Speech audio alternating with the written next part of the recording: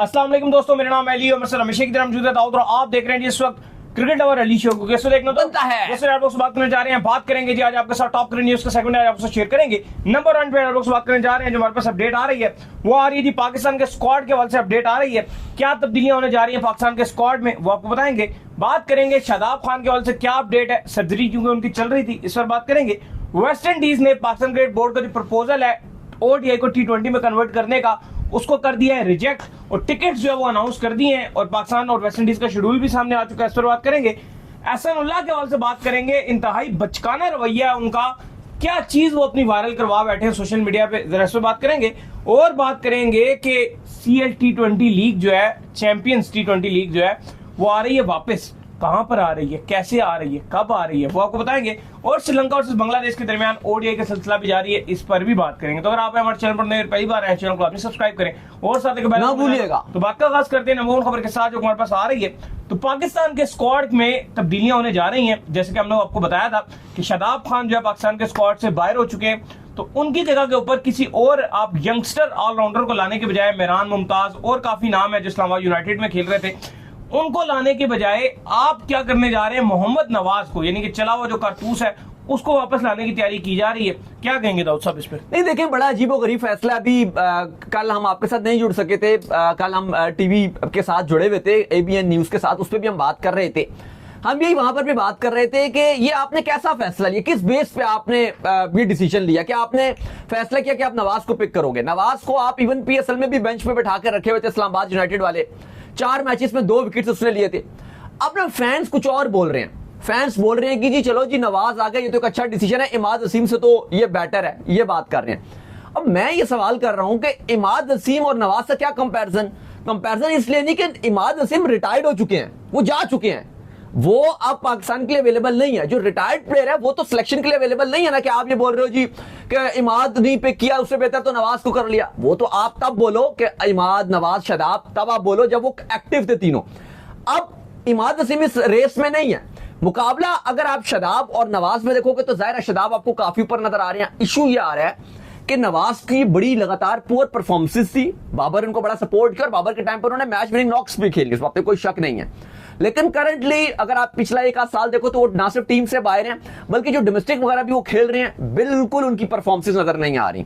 और फिर अगर आपने उनको परफॉर्मेंसेस ना देने की वजह से बाहर किया था, PSL में भी कुछ नहीं किया उन्होंने, कुछ नहीं किया, 4 मैचेस खिलाए, बल्ला उनका चला नहीं, तो फिर किस बुनियाद के ऊपर जो आप वापस लेकर आ रहे नहीं कोई समझ आ रहा है। और देखो, और आप अगर लेकर भी आ रहे हो, बांग्लादेश सीरीज में उनको चांस दे रहे हो, मतलब ये एक हैरानकुन बात है, आप वेस्ट इंडीज में दे रहे हो। इस सीरीज में ऑलरेडी बांग्लादेश का कोई T20 स्क्वाड इतना अच्छा नहीं है, वो UAE से भी हार गया, पाकिस्तान ने घर पे भी उनको हरा दिया। बेहतर यह है कि ये मौका है कि जहां आपने बाकी यंगस्टर्स को चांस दे रहे हो, आप ऑलराउंडर ग्रूम कीजिए, मेहरान मुमताज के ऊपर आप इन्वेस्ट कीजिए, उसके अंदर पोटेंशियल है, लेकिन उसको आपको ट्राई करना पड़ेगा। बाकी बहुत सारे आपके पास ऑलराउंडर हैं, मुबशिर खान है, और बीच में आपके पास अरफात मिनास हैं, खेल रहे थे इमाद वसीम जी, बिल्कुल बहुत सारे आपके पास, कासिम अकरम है, और आपके दर्जनों आपके पास ऑलराउंडर है, फैसल अकरम है, बहुत सारे आपके पास ऑप्शन है, और भी पूरी लिस्ट है, अगर आपको तो शेयर करें। लेकिन आप किसी को भी चांस दे दो, लेकिन किसी यंगस्टर्स को चले हुए जो सिक्के हैं उनको दोबारा चला रहे हो। नहीं, बात चले हुए के लिए अली साहब, बात ये कि आप नवाज से निकालना क्या चाहते हो। एक बात ये, इस टाइम पे ना उनकी फॉर्म है, या तो आप बोलो कि फॉर्म बड़ी अच्छी चल रही है, मतलब होता है ना, जिस तरह खुशदिल शाह को आपने पिक किया था, उस बुनियाद पे पिक किया था कि यार वो लीगों में लगातार एक ओवर में 20-20 रन मार रहे थे, और वो फिर उन्होंने आगे शो भी किया कि हाँ यार मेरी फॉर्म बहुत अच्छी लगी थी, आपने मुझे पिक किया, मैं रन भी करूंगा। आप ये बताएं कि नवाज ने रिसेंटली किस लीग में कितने रन किए जिसकी बुनियाद के ऊपर आप, इंपॉर्टेंट चीज है कि ये हल्की सीरीज है, इसमें आप अगर आज आप इस बांग्लादेश की सीरीज में अगर आप मेहरान मुमताज को ग्रूम नहीं करोगे, मेरा आपसे सवाल यह है कि फिर क्या जब दौरे ऑस्ट्रेलिया में आप उनको पिक कर रहे थे, वो उस टाइम आप वहां पे रखोगे, अरफात मिनास को, आप फैसल अकरम को आप ऑस्ट्रेलिया ले गए, ठीक है। और ये जो आपका जो सीरीज है जो बांग्लादेश लेके जाने हैं, बाबर आजम अगर आज दुनिया के स्टार हैं या बाबर आजम बने, उन्होंने डेब्यू जिम्बाब्वे के अगेंस्ट किया था 2015 में, उन्हें ऑस्ट्रेलिया नहीं भेजा गया था डेब्यू में। कर रहे हैं कि पाकिस्तान शाहीन की एक टीम बना रहे हैं और उसके हवाले से उनके दौरे जो है शुरू हो रहे हैं, टॉप एंड T20 सीरीज खेलने के लिए वो ऑस्ट्रेलिया जा रहे हैं, फिर उन्होंने इंग्लैंड जाना है, उसमें इन सारों को रिजवान को प्रॉपर जो सीरीज मिली थी, फुल फ्लैश सीरीज मिली थी, वो उन्हें बांग्लादेश में खेलने को मौका मिला था। रिजवान को प्रॉपर सीरीज दी थी आपने, तो जो आपके बांग्लादेश के लिए वेस्ट इंडीज के खिलाफ दुबई की स्लो पिचों से सामने आए थे आपके, नहीं, लेकिन चलो आपने उनको जिम्बाब्वे में डेब्यू कराया, फिर 2016 में उन्होंने UAE में 3 सेंचुरियां मारी थी सॉरी लेकिन ऐसे ही ग्रूमिंग होती है ना, तो इरफात मिनास हो गए, मिरान मुमताज हो गए, इनको आप बांग्लादेश भेजोगे, वेस्ट इंडीज भेजो, यही तो मौका होता है। खैर इसके बाद जो अपडेट आ रही है वो आ रही है शादाब खान के अपडेट ये आ रही है कि शादाब खान की जो सक्सेसफुल सर्जरी है वो इंग्लैंड में परफॉर्म कर दी गई है। भाई देखिए बिल्कुल, शादाब ने अपने सोशल मीडिया में भी अपने जो फैंस हैं और जो अपने दोस्त हैं उनसे दुआ की अपील की और कहा और शुक्रिया अदा भी किया कि आप लोगों ने मेरे लिए दुआएं की। मेरी बिल्कुल सक्सेसफुल सर्जरी रही है, इंग्लैंड में वो इस टाइम मौजूद हैं, उनकी सर्जरी हो गई है और बड़ी सक्सेसफुल सर्जरी रही है, राइट हैंड शोल्डर की हुई है उनकी। और अब डॉक्टर्स का मानना यह है कि 3 महीने तक ये आराम करेंगे और उसके बाद फील्ड में आएंगे, जिसका हम आपको पहले ही सबसे पहले बता चुके हैं कि वो अब आपके एशिया कप के लिए भी अवेलेबल नहीं रहेंगे।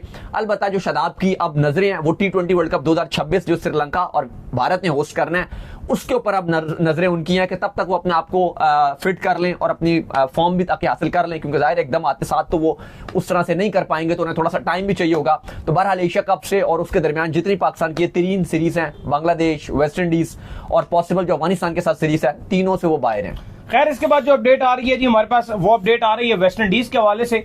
तो वेस्ट इंडीज ने जो पाकिस्तान क्रिकेट बोर्ड का प्रपोजल था T20 का, जो कि पाकिस्तान चाहता था कि ओडीआई सीरीज को T20 में कन्वर्ट कर लिया जाए ताकि जो आने वाला एशिया कप है उसकी तैयारी का मौका मिल सके और फिर जो T20 वर्ल्ड कप है उसकी भी तैयारी का मौका मिल सके, इसको कैंसिल कर दिया और अब उस 3 जो ओडीआई थे पुराने अब वो आ चुके हैं। अब 3 T20 और 3 ओडीआई खेले जाने हैं, जिसकी टिकट प्राइस भी आ गई है। भाई देखिए बिल्कुल, वेस्ट इंडीज ने अपना कल शेड्यूल जो जारी कर दिया और बहुत ज्यादा पाकिस्तान क्रिकेट बोर्ड का जो इंटरनेशनल डायरेक्टर है, इंटरनेशनल डिपार्टमेंट है, उसने बहुत ज्यादा प्रेशर बनाया हुआ था वेस्ट इंडीज क्रिकेट बोर्ड के ऊपर। और हम सबको तो यही लग रहा था कि जाहिर है अगर हमारे इंटरनेशनल डिपार्टमेंट ने ये बात बोल दिया है वेस्ट इंडीज क्रिकेट बोर्ड को, तो ये मतलब क्या हो गया। मतलब अगर वेस्ट इंडीज क्रिकेट बोर्ड को आपके इंटरनेशनल डिपार्टमेंट ये कह दे कि भाई हमने वो जो 3 ओडीआईस और 3 T20 से उसकी जगह हमने पहले 5 का, फिर उन्होंने कहा जी 6 कर लेते हैं, जब 6 T20 बोल दिया तो मतलब हो गया।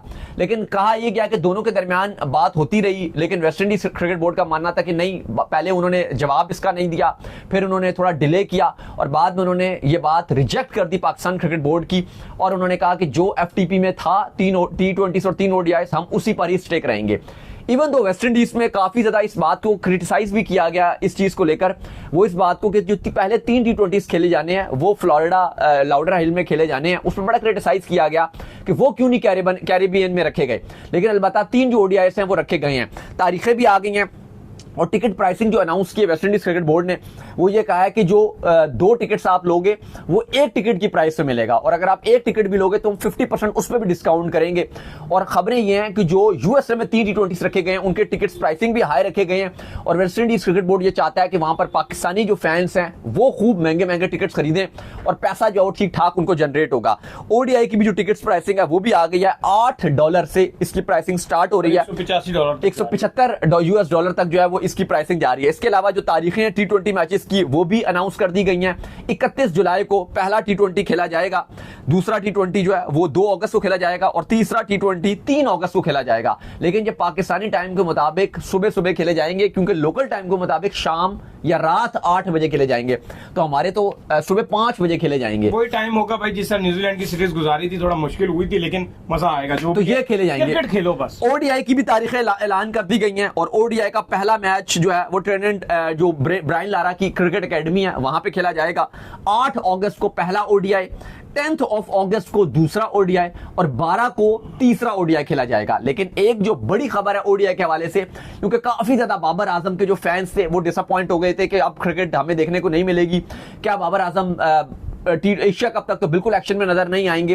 तो अब यह खबर आ रही है कि बाबर आजम भी ओडीआई के स्क्वाड में रहेंगे। तो बाबर आजम और रिजवान, इनके फैंस के लिए बड़ी गुड न्यूज है कि अब वो आपको एक्शन में दिखाई देंगे। अगस्त को 8 अगस्त, 10 अगस्त और 12 को जो है वो ये आपको दिखाई देंगे। तो ये एक अच्छी बात है बाबर आजम के फैंस के लिए कि वो उनको एक्शन में देख सकते हैं, ट्रीनेंड में एक्शन में दिखाई देंगे ब्रायन लारा क्रिकेट एकेडमी में। बिल्कुल, जिसके बाद जो हमारे पास अपडेट आ रही है वो हमारे पास ये अपडेट आ रही है कि अहसानुल्लाह साहब ने अजीब सी चीज जो है सोशल मीडिया में वायरल कर दी कि एक लड़के के साथ उनकी दोस्ती थी और उस लड़के ने जो उनको क्रिकेट खेलने से मना किया, जिसके बाद उन्होंने अपने जो उनका ऑफिशियल अकाउंट है उससे वो रोने वाली वीडियोस डाली और जब रोने की वजह जो है उनसे हमारे दोस्त साफी हैं उन्होंने पूछी तो उन्होंने बताया जी कि मैं इस वजह से रो रहा हूँ कि वो लड़का मेरे से नाराज हो गया और जब तक वो मेरे से नाराज है तब तक मैं क्रिकेट नहीं खेलूंगा, जिसके चलते बहुत सी फिर अफवाहें गर्दिश करने लगी और बड़ी गलत चीज के साथ जो है अहसानुल्लाह को जोड़ा जाने लगा।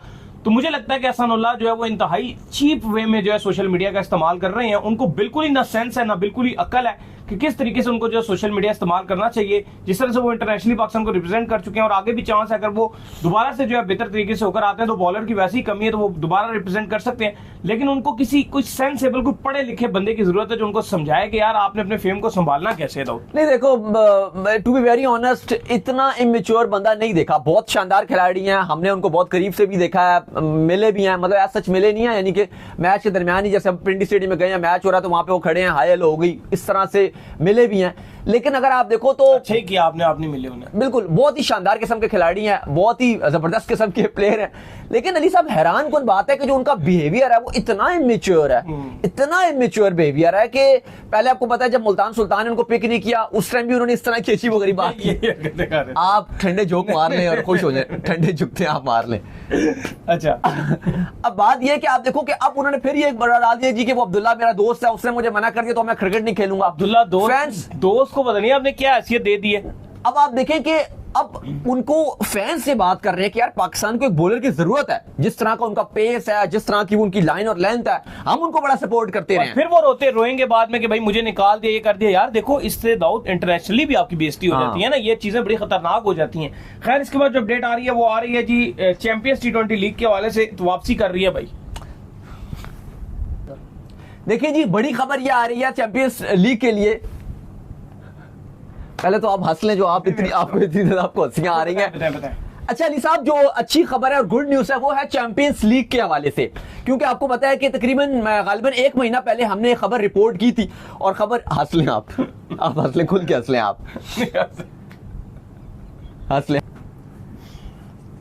तो बिल्कुल जी, चैंपियन लीग के हवाले से जो खबर आ रही है, तो मैं आपको ये बता रहा था कि जो चैंपियंस लीग है उसके हवाले से 1 महीना पहले हमने रिपोर्ट किया था कि जो ईसीबी के चीफ एग्जीक्यूटिव साहब थे रिचर्ड गोल्ड, उन्होंने एक बात की थी। उन्होंने कहा था कि हम चाहते हैं कि चैंपियंस लीग को दोबारा रिवाइव करवाया जाए, सेम एज इट इज जैसे ये 2009 से 2014 तक खेली गई थी। बड़ी फेवरेट थी यार ये। हाँ, लेकिन इसमें एक जो चीज थी इंपॉर्टेंट वो ये थी कि भारतीय क्रिकेट बोर्ड इसकी सारा लुक आफ्टर कर रहा था। मेन उनका प्रपोजल था, क्रिकेट ऑस्ट्रेलिया इन्वॉल्व था और साउथ अफ्रीका का जो क्रिकेट बोर्ड था वो इन्वॉल्व था, और मेन स्पॉन्सर लेकिन उधर ही से थे सारे, इंडिया से। इंग्लैंड लेकिन बिल्कुल नहीं था। लेकिन अब ईसीबी ने इस पर खूब जो है वो आप कह लें कि पर्सनल लेवल पे ईसीबी के जो रिचर्ड गोल्ड हैं उन्होंने इस पर काम करना शुरू कर दिया, तमाम बोर्ड्स को ऑन बोर्ड ले लिया। बीसीसीआई से भी वो बात कर रहे हैं, ऑस्ट्रेलिया, इंग्लैंड और पाकिस्तान के पास भी वो आ रहे हैं, बाकी बोर्ड्स के पास भी आ रहे हैं। प्लान उनका कुछ इस तरह से, वो भी हम आपको बता देते हैं। एक तो यह कि इसका नाम अब चैंपियंस लीग T20 नहीं होगा, इसका नाम होगा वर्ल्ड चैंपियंस लीग क्लब, इसका नाम रखा जाएगा। और इंपॉर्टेंट जो चीज होगी वो ये होगी कि इसमें जितनी भी उस टाइम ये होता था कि सारी फ्रेंचाइज की जो मैच आप कह लो कि टीम्स नहीं थी, बाकी डोमेस्टिक खेल रही थी, एक आईपीएल ही होता था। लेकिन अब हर टीम के पास है, लाइक पीएसएल की भी एक चैंपियन टीम आ जाएगी, आईपीएल की भी एक आ जाएगी, बांग्लादेश की भी, श्रीलंका की भी, ऑस्ट्रेलिया की जो है वो चलो बिग बैश उनकी पहले भी थी वो आ जाएगी, बाकी टीम्स भी आ जाएंगी। फिर उन्होंने जो प्लान दिया वो ये दिया है कि 2026 में जब T20 वर्ल्ड कप खत्म हो जाएगा आपका फेब मार्च में, उसके बाद आपका जो अगला आईसीसी इवेंट है वो है 2027 में, साउथ अफ्रीका और जो जिम्बाब्वे और नामीबिया होस्ट करेंगे। पूरा 1.5 साल का एक उसके अंदर गैप आ रहा है, और वो बहुत बड़ा गैप है। और वो ये चाहते हैं कि जो आपका अक्टूबर का मंथ है, जो आपका 2026 है, T20 वर्ल्ड कप के 6 महीने के बाद, मार्च में आपका वर्ल्ड कप खत्म होगा, मार्च के बाद 6 महीने बाद वो कह रहे हैं कि हम इस लीग को ऑर्गेनाइज करवाएंगे, अगर सारे बोर्ड्स मान जाते हैं। सक्सेसफुल इसलिए होगा क्योंकि कोई आगे पीछे आईसीसी इवेंट नहीं होगा।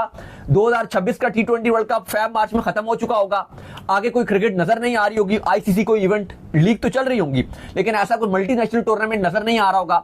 उस टाइम अगर ये अक्टूबर में रखवाते हैं तो एक ऐसी विंडो है कि आईसीसी को भी एतराज नहीं है, क्योंकि उनका इवेंट भी बहुत टाइम बाद होगा। तो अगर ये सक्सेसफुल हो जाता है तो फिर इसको हर साल करवाया जाएगा। तो फिलहाल इनिशियल ये इंग्लैंड का प्लान है, अब देखते हैं कि बाकी बोर्ड इस पर क्या फैसला करते हैं। खैर, इसके बाद जो हमारे पास अपडेट आ रही है जी वो आ रही है श्रीलंका और बांग्लादेश के दरमियान जो ओडीआई का सिलसिला जारी और सारी है, और बहुत क्रूशल स्टेज पे इस वक्त जो है वो ओडीआई दाखिल है जी। देखिए बिल्कुल, बांग्लादेश बड़ी अच्छी क्रिकेट खेलता है और आज तो बांग्लादेश ने बड़ी अच्छी क्रिकेट खेली थी। 248 रन बनाया था एक मुश्किल विकेट में, 45 ओवर्स में ऑल आउट हो गए थे। लेकिन उसके बाद श्रीलंका ने बड़ा ही शानदार किस्म का कम बैक किया, छा गए भाई। लियानंगे जो थे उन्होंने 78 रन की नॉक खेली 85 गेंदों पे, 2 छक्के 7 चौके मारे। मुस्ताफिज रहमान ने एंड में उन्हें कैच भी उनका कर लिया था अपनी गेंद पे। लेकिन इस टाइम मैच जो बड़ी सनसनीखेज मराइल में दाखिल हो गया, 10 गेंदों पे 18 18 रन चाहिए, देखते हैं कि क्या होता है। लेकिन बड़ा क्या बॉलर्स ही आ गए, हाँ, 9 आउट हो गए हैं। और क्योंकि लियानंगे अभी आउट हो गए हैं, तो लियानंगे के आउट होने के बाद चीजें थोड़ी सी हाथ से निकल गई हैं श्रीलंका के हाथ से, और अब लग रहा है कि जो बांग्लादेश है वो इस मैच को पकड़ लेगा। एक गेंद और हो गई है, अब 9 गेंदों पे 18 रन रह चुका है, और अब ये मैच जो है वो बांग्लादेश के हाथ पे चला गया, क्योंकि अभी तक जब तक लियानंगे खेल रहे थे तो पूरा मैच वो हाथ पे ले गए थे। 8 विकेट्स इनके बहुत जल्दी गिर गए थे, 170 रन पे 8 विकेट गिर गए थे, लेकिन वहां पर क्या शानदार किस्म की 58 रन की पार्टनरशिप बनाई है लियानंगा ने और चमीरा ने। तो चले जी, उम्मीद करते हैं आज हमारे शो आपका पसंद है। वीडियो को लाइक कीजिए, हमारे चैनल को सब्सक्राइब कीजिए, साथ ही बेल आइकन को बजाइए। एक और काम कर लीजिए, रोए कर लीजिए, हमारे फेसबुक पेज को फॉलो कीजिए, लिंक डिस्क्रिप्शन में मौजूद है। जाइए इंस्टाग्राम में फॉलो, बिल्कुल इंस्टाग्राम पे मुझे फॉलो कर लीजिए, वहां पे मैं मौजूद हूं, दाऊद क्रिकेट के नाम से। अगर आपको कोई सवाल है तो भेजिएगा और इनको भी फॉलो कीजिए। मुझे फॉलो कीजिए, मौजूद क्रिकेट ऑफिशियल के नाम से, लिंक डिस्क्रिप्शन में मौजूद है। जाइए फॉलो कीजिए। नेक्स्ट अल्लाह हाफिज़।